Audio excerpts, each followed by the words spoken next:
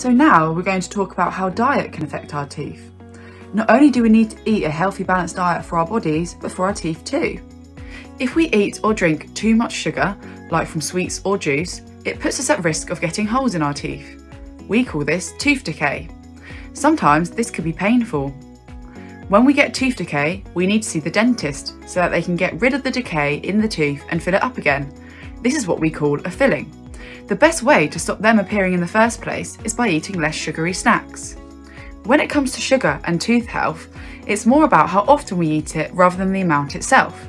So for example, if you were to eat one sweet every 10 minutes for 3 hours, that would be worse than if we ate all of the sweets at once. So in other words, the more often the sugar is on our teeth throughout the day, the more likely we are to get tooth decay. We suggest that grouping sugary foods and drinks to mealtimes will help. So if you want to drink juice, drink it with your breakfast, lunch or dinner. And then throughout the rest of the day, try to stick to normal water. And if we want to have a dessert after dinner, like a yogurt, eat it straight away, rather than waiting for an hour. Try to eat a maximum of 4 to 5 times per day. So for example, your breakfast, lunch, dinner, and 1 to 2 other snacks, but only if you're hungry. Any more sugary snacks throughout the day can mean you're more likely to get tooth decay. Nobody wants poorly teeth. We want shiny, happy, healthy teeth. There are some foods that we don't actually realise have a lot of sugar in. Some we might consider healthy. For example, cereals, yogurts, and even tomato ketchup. We call these hidden sugars. It's important to always check food wrappers to see how many sugars they have to make sure we aren't eating too much. A treat every once in a while is fine. Let's have a look at some things and see how many sugar cubes they have in them. Some of them you might be very surprised about. So now we're going to have a little look at how much sugar is in a few of your favourite drinks. But first of all, I'm going to show you the maximum amount of sugar a child between the ages of 7 and 10 should have a day. So that's 6 sugar cubes. And we're going to start from the least amount of sugar to the most amount of sugar. So this is a breakfast drink and it has 3 cubes of sugar in it. And then the next one is a Capri Sun, which has 4 cubes of sugar in it, like that.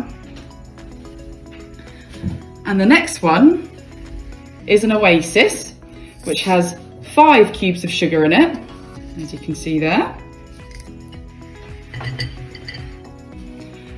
And now we've got an orange juice, which has 6.5 cubes of sugar in it. Remember, our daily allowance is only 6 sugar cubes. And now we've got a milkshake here. That's got 9 sugar cubes. So that's quite a lot of sugar in that one.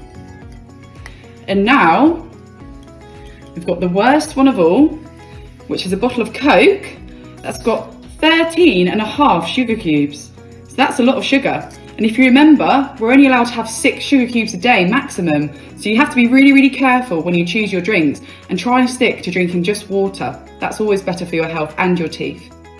It's also important that we're careful of how many sugary snacks we eat as well throughout the day. So, for example, these lovely snacks here will all have quite a lot of sugar in. And the way to check is by checking at the back of the label.